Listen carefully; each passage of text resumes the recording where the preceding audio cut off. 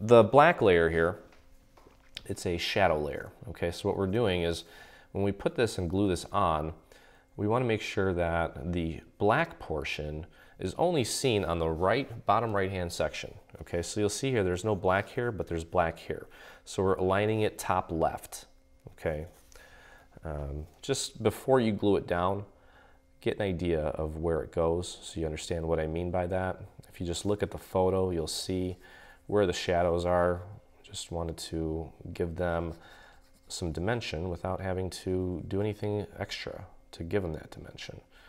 Okay, nice thin amounts of glue. You don't want it too thick, you don't want it to warp.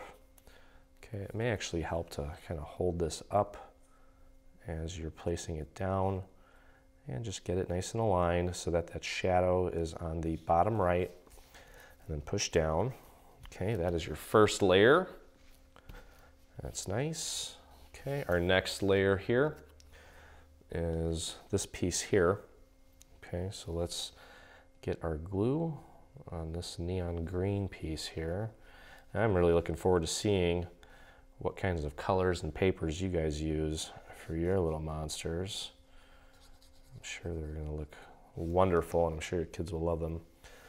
Okay, and again, just look at the cutouts here as far as the hearts go to help you with the alignment. I think that's probably the best bet. And then the rest of it should just kind of fall into place as it did. All right, so that's good. Now we have this little pink piece. That is our monster's little crown. And I think they could go either way, boy or girl. Well, one of them has heels, but so this one just fits like a little puzzle piece. Just get it right in there. Okay, and then this, I think this one's a girl actually, based on the fact that she has really full, beautiful lips. Not that guys can't have those, but I'm gonna say this one's a girl. Okay, and then we're gonna line this up. Let me see if this has a little marker on it. I think it maybe does have a little marker there. Let's see. That is going to go like that. Okay, just like that. So this top part of the lip here, that's going to be just below this little cutout here. I think that's probably the best way to do it, and just make sure that the lips, the tops of the lips here are nice and centered as well. Okay, and then we're going to add some googly eyes, and we're going to give this one some nostrils that we're going to draw in. I guess that's kind of optional. They're really small, so we didn't include that as a paper cutout because that would just be a massive headache to try to place a tiny little piece like that. And just get your googly eyes in place. Get them nice and centered. Use the crown tip there as your guide kind of for the center of our monster's face.